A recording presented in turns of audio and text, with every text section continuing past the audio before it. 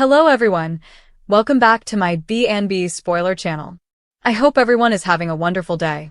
The tension inside the Cliff house had been building for days, but Steffy Forrester had done everything in her power to pretend that nothing had changed. She moved through the rooms as if she were still the same woman who always knew exactly what she wanted. The woman who could handle a boardroom war at Forrester Creations, stand toe-to-toe with Sheila Carter without blinking, and protect her family with a strength that rarely cracked.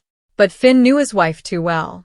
John Finnegan could sense the distance in her eyes, the way she avoided holding his gaze for too long, the way she suddenly found something else to do whenever he tried to talk about the trip, about Carter, or about the emotional confusion that had followed them home. It wasn't simply guilt Steffy was carrying. It was fear, because she knew that one confession had the power to change everything they had spent years fighting to protect. Finn had forgiven Steffy for so many complicated moments, just as she had forgiven him for decisions that had hurt her, especially whenever Sheila found another way into their lives. Their marriage had survived danger, deception, kidnappings, family interference, divided loyalties, and the constant emotional storms that seemed to follow the Forresters wherever they went. But this secret felt different. Steffy knew that if she told Finn what had really happened between her and Carter, she could not predict who they would be when the conversation ended. The question that changed everything. That evening, Finn arrived home earlier than expected. He found Steffy sitting alone near the fireplace, staring at a glass of water she had barely touched. Their son, Hayes, was asleep, and the house was unusually quiet. Finn set down his keys and watched her carefully. "You've been avoiding me," he said. Steffy denied it immediately, but there was no conviction in her voice. Finn sat across from her and asked her not to treat him like a stranger. Whatever was happening, he reminded her, they were supposed to face it together. For a moment, her eyes filled with emotion, and she nearly told him everything. Instead, she asked whether he believed some mistakes were impossible to forgive. The question changed the atmosphere instantly. "What mistake?" Finn asked, his expression tightening. Steffy looked away. Finn pressed harder, an edge of urgency creeping into his voice. He had noticed Carter's strange behavior around her. The way Carter went quiet whenever Finn walked into a room, the way Daphne seemed uneasy around all of them, as though she knew something no one wanted spoken aloud. Steffy insisted he was imagining things. Finn stood and began to pace. "Then look at me," he said, "and tell me there's nothing going on." The words wouldn't come. Something in Finn's face shifted. The possibility he'd been refusing to consider became impossible to ignore. "Do you have feelings for Carter?" She shook her head quickly. "It's not that simple." "Not that simple? What does that mean?" The walls were closing in. The night everything went wrong. Steffy's mind went back to the night it happened.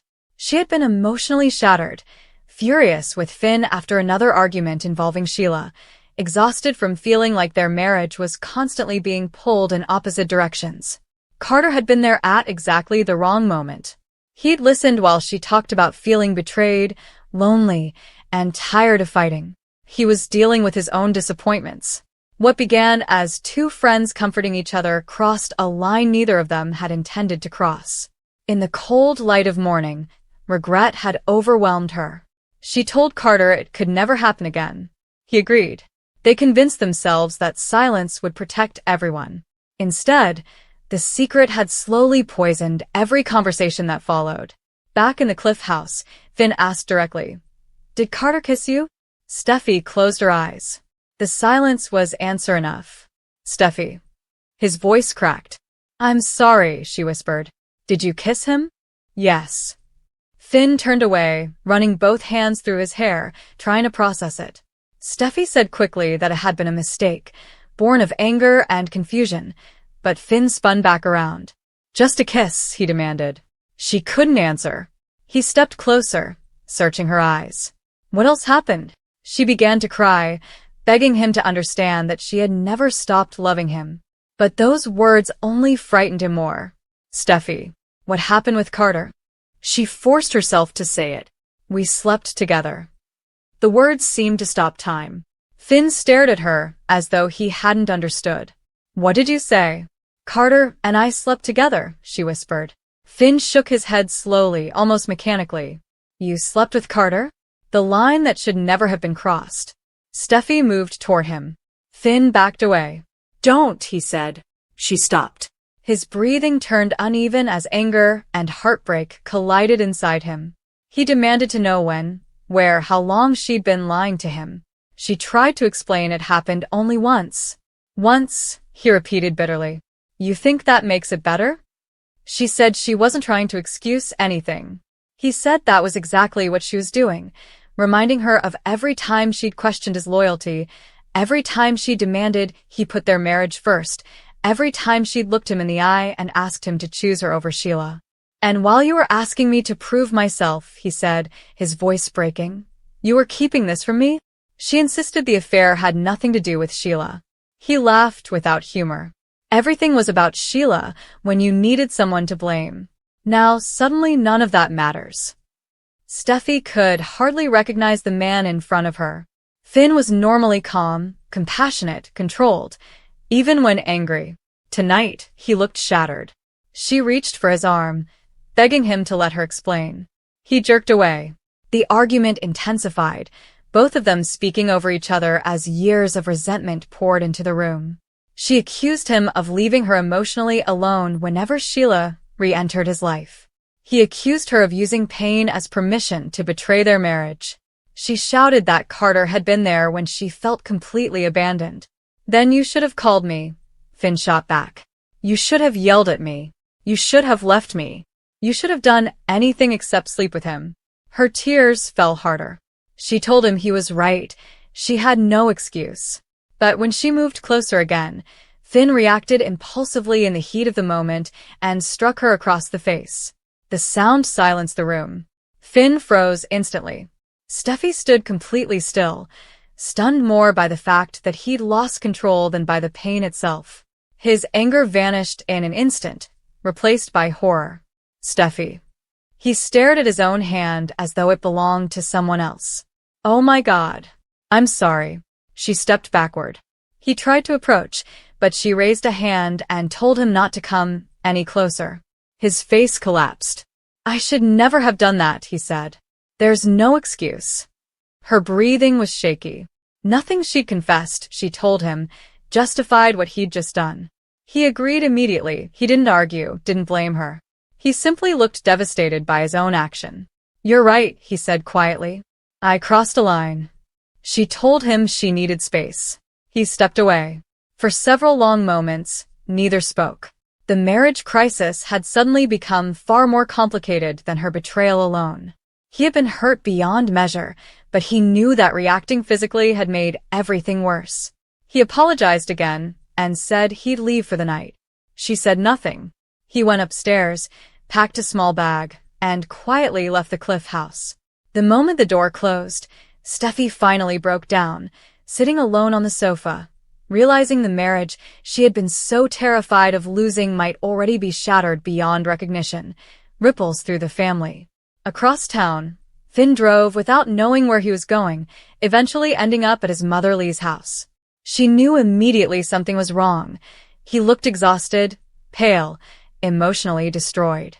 When she asked what happened, he refused to answer at first. She kept pressing until he finally admitted that Steffy had confessed to sleeping with Carter. Lee was furious on her son's behalf, but Finn stopped her before she could attack Steffy's character. That's not all, he said. Confused, Lee waited. Finn admitted that during the argument, he had struck Steffy. You did what? Her expression changed completely. He looked ashamed, explaining he'd lost control for one terrible second and regretted it immediately. Lee told him betrayal could explain his anger. It could never justify that reaction. Finn said he knew. He wasn't asking anyone to defend him. He only needed somewhere to stay while he figured out what came next. Meanwhile, Steffy called her father. She didn't tell Ridge everything at first, only that she and Finn had suffered a major breakdown, and she needed someone. He arrived almost immediately, and the moment he saw her face, he demanded answers. She admitted that Finn had discovered the truth about Carter. Ridge's jaw tightened. He'd already suspected something between them, but hearing her confirm it stunned him. You slept with Carter? She nodded through tears. Ridge was disappointed, but his focus shifted the instant she told him how the argument had ended. He wanted to confront Finn immediately. "No, Dad," she said. "Finn knows what he did was wrong. He left because I asked him to." Ridge told her that didn't erase what happened. She agreed, but she also refused to pretend she hadn't caused enormous pain of her own. Ridge reminded her the two things were separate. Her affair was one betrayal. Finn's loss of control was another. Neither excused the other. That distinction stayed with her. The fallout at Forrester Creations. The next morning, Carter sensed trouble before anyone told him what had happened. Steffy never came into the office. Ridge arrived furious and immediately pulled him aside, shutting the office door. "Did you sleep with Steffy?" Carter didn't lie. He admitted it. Ridge exploded. After everything the Forresters had done for him, Carter had betrayed Finn, Steffy, and the whole family. Carter reminded him that Steffy hadn't been an innocent bystander. They'd both made the choice. Ridge said he knew that, but he could still be furious with him. Carter asked if Finn knew. Ridge confirmed it. How did he take it? Ridge hesitated, and Carter noticed. When Ridge finally admitted the argument had turned physical, Carter's shock was genuine. "Is Steffy okay?" "She's safe," Ridge said. Emotionally devastated. When Carter said he wanted to see her, Ridge warned him off. "You're the last person she needs right now." Carter accepted it, but guilt settled heavily over him. He believed hiding the truth would protect everyone. Instead, it had detonated every relationship around them. Daphne soon noticed Carter's distraction and confronted him. He admitted Finn knew. Her heart sank. She'd already suspected the truth and feared what exposure would do. She asked if he still had feelings for Steffy. He denied being in love with her, but Daphne looked unconvinced. "Maybe that's what you tell yourself," she said. "But people don't risk everything for nothing." He insisted the night had been a mistake, though even he seemed uncertain the explanation was enough anymore. At the same time, Ridge told Brooke that something serious had happened between Steffy and Finn. He resisted giving details at first, but Brooke pieced together Carter's involvement and was stunned. Having lived through her own share of impulsive decisions reshaping entire families, she warned Ridge not to turn this into a Forrester war. Ridge said his daughter's marriage might be finished. Brooke reminded him that Steffy and Finn had survived things that would have destroyed most couples, though she acknowledged trust was now broken on both sides. Later that afternoon, Finn returned to the Cliff House while Steffy was alone, coming only to collect more clothes and check on Hayes. The air between them was cold and fragile. He apologized again for striking her. She said she'd heard him, but she wasn't ready to say what it meant for their future. He said he understood. Then he asked the question that had haunted him all night. "Do you love Carter?" "No." "Do you want him?" "No." "Then why him?" That one was harder.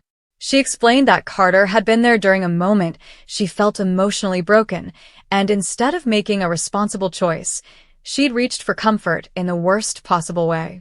Finn said he could understand loneliness. What he couldn't understand was months of silence afterward. She admitted that every day she waited made the truth harder to tell. "Would you ever have told me," he asked, "if I hadn't forced this?" She hesitated. He gave a sad smile. "That's what I thought." He turned toward the stairs. She asked if he was leaving her. "I don't know," he admitted. "I don't know who we are right now." "I don't know who I am right now." "I still love you," she told him. His eyes filled with tears. "And I still love you. That's what makes this unbearable." Before he left, he told her he needed time to understand whether love could be enough when trust had been destroyed. She watched him walk out again, and this time, she didn't stop him. Everyone chooses a side. News of the separation spread quickly through both families. Taylor worried about her daughter, but urged her to take responsibility for her choices without drowning in shame. Eric was deeply disappointed that Carter had crossed such a personal line. Hope, hearing fragments of the story secondhand, wondered if everyone was judging too quickly without understanding the emotional weight behind it. Liam, meanwhile, grew concerned for Steffy and the children. When he visited, he found her holding herself together but clearly struggling. He told her he wasn't there to lecture her, only to make sure she and the kids were okay. She thanked him, but warned him not to use the crisis as an opening to get more involved. He promised to respect her boundaries. Still, his presence raised an old, uncomfortable question. Finn had always known Liam would remain part of Steffy's life because of their daughter Kelly. But now, separated, every old insecurity threatened to resurface. Sheila, inevitably, heard that Finn had left the Cliff House and sensed an opportunity, though Deacon warned her to stay out of it. She insisted she only wanted to support her son. Deacon told her Finn's marriage was none of her business. She ignored him.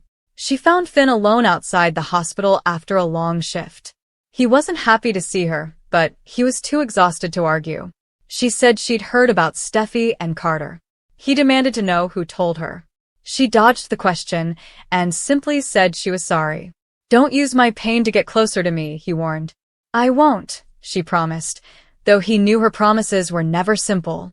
"Steffy betrayed you," she said softly. "Maybe now you understand what it feels like when the person you love decides you're not enough." He told her to stop. She stepped back, but the damage was done, planting a dangerous thought in his mind. If the marriage ended, would Steffy blame Sheila again? Or would she finally admit the destruction had come from inside their own relationship? Days later, Steffy and Carter came face to face at Forrester Creations. He apologized for everything. She told him apologies wouldn't repair her marriage. He said he knew that keeping the secret had been cowardly. She agreed. "Is Finn coming home?" he asked. "I don't know." He looked genuinely sorry, which only made her angrier. "Don't look at me like that," she said. "We did this together." He nodded. She told him that whatever happened next, there could never be another moment between them. He promised there wouldn't be. Unknown to either of them, Daphne stood just outside the office and overheard enough to realize Carter's feelings for Steffy hadn't disappeared as cleanly as he claimed, a discovery that threatened to unravel yet another relationship. Meanwhile, Finn began attending counseling on his own, determined to understand how he'd let his anger cross a line he never believed he was capable of crossing. He wasn't doing it simply to win Steffy back. Whether the marriage survived or not, he knew he needed to take responsibility for what he'd done. When Steffy learned he'd sought professional help, she was surprised. Part of her had expected him to stay angry and distant. Instead, his willingness to face his own actions reminded her of the man she'd fallen in love with. What comes next? Eventually, Finn asked Steffy to meet him at the beach house, where they'd once shared happier memories. She agreed. This time, the conversation was calm. He told her he still didn't know whether he could forgive the affair. She said she understood. She told him she also didn't know whether she could move past what happened during their confrontation, even though she believed he regretted it, truly and completely. He accepted that. Neither of them had an answer for what came next. But for the first time since the truth had come out, they were sitting in the same room, speaking honestly, without the walls that had kept them apart. Whatever their marriage would become, repaired, changed, or ended, they both understood now that it would have to be built on honesty this time, not silence. And for now, that fragile, uncertain truth was the only place either of them could start.